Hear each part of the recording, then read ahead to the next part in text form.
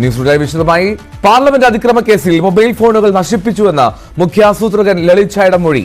കൂട്ടാളികൾ അറസ്റ്റിലായതിന് പിന്നാലെയാണ് ഫോണുകൾ നശിപ്പിച്ചത്. ലളിത് ഛായുടെ ചോദ്യം ചെയ്യൽ തുടരുകയാണ്. ലളിത് ഛായിൽ നിന്ന് കൂടുതൽ വിവരങ്ങൾ ലഭ്യമാകുമെന്നാണ് ഡൽഹി സ്പെഷ്യൽ സെൽ കരുതുന്നത്. തെളിവെടുപ്പിന്റെ ഭാഗമായി പുകയാക്രമണം പുനഃസൃഷ്ടിക്കാനും പോലീസ് ഒരുങ്ങുന്നുണ്ട്. വിവരങ്ങളുമായി സുവി വിശ്വനാഥൻ ചേരുന്നു. സുവി, എന്തൊക്കെയാണ് ലളിത് ഛാ മൊഴിയെ നൽകിയത്?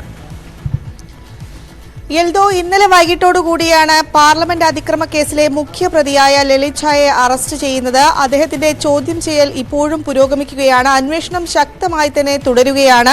ലളിത് ഛായുടെ കൈവശത്ത് നിന്ന് മൊബൈൽ ഫോണുകൾ കണ്ടെടുക്കാമെന്നൊരു പ്രതീക്ഷയിലായിരുന്നു അന്വേഷണ സംഘം ഉണ്ടായിരുന്നത്.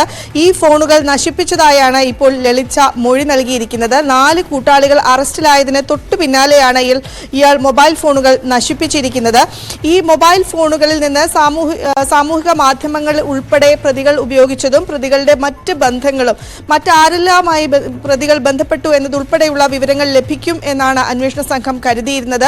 ഒപ്പം തന്നെ പ്രതികളുടെ ഫോൺ നമ്പറുകളുമായി ബന്ധപ്പെട്ട ഈ വിവിധ ഫോൺ നമ്പറുകൾ നിരീക്ഷണത്തിലാണ്. 50 പേരോളം പേർ നിരീക്ഷണത്തിലാണ് എന്നാണ് പറയുന്നത്. ഇവർക്ക് ഈ അതിക്രമവുമായി ബന്ധപ്പെട്ട എന്തെങ്കിലും പങ്കുണ്ടോ എന്നാണ് പരിശോധിക്കുന്നത്. ഈ പ്രതികളുടെ കൈവശത്ത് നിന്ന് പ്രധാനമന്ത്രി നരേന്ദ്രമോദിക്കെതിരായ ഒരു ലീഫ്ലെറ്റും കണ്ടെടുത്തിട്ടുണ്ട്. ഏതായാലും ഈ പ്രതികളുടെ ഇത്തരത്തിലുള്ള ഒരു കുറ്റകൃത്യം ചെയ്യാനുള്ള കാരണം സർക്കാരിനോടുള്ള എതിർപ്പാണ് എന്ന കാര്യത്തിൽ തന്നെ പോലീസ് വ്യക്തത വരുത്തുന്നുണ്ട്. അതുപോലെ തന്നെ ഈ ഒരു ആക്രമണം ആസൂത്രിതമാണ് എന്നും പോലീസ് കണ്ടെത്തിയിട്ടുണ്ട്. ഏതായാലും ലളിത് ഛായുടെ അറസ്റ്റോടുകൂടി മുഴുവൻ പ്രതികളെയും അറസ്റ്റ് ചെയ്യാൻ കഴിഞ്ഞു എന്നൊരു പ്രതീക്ഷ പോലീസ് പറയുന്നുണ്ട്. ഏതായാലും ഈ ലളിത് ഛാ ഈ സംഭവം നടക്കുമ്പോൾ പാർലമെന്റിന് തൊട്ട് പുറത്തുണ്ടായിരുന്നു.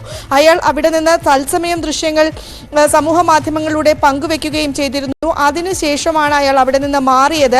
അതിനുശേഷം നഗൂരിലേക്ക് പോയി എന്നാണ് പറയുന്നത്. ഇയാളെ രക്ഷപ്പെടാൻ സഹായിച്ച പാർലമെന്റ് അതിക്രമത്തിൽ കേന്ദ്ര ആഭ്യന്തരമന്ത്രി അമിത്ഷായുടെ മറുപടി ആവശ്യപ്പെട്ടുള്ള പ്രതിപക്ഷ പ്രതിഷേധത്തിൽ ലോക്സഭയും രാജ്യസഭയും ഇന്നും പ്രക്ഷുബ്ധമായേക്കും. പ്രതിഷേധിച്ച എംപിമാരെ സസ്പെൻഡ് ചെയ്ത നടപടിയും പ്രതിപക്ഷം ഉന്നയിക്കും.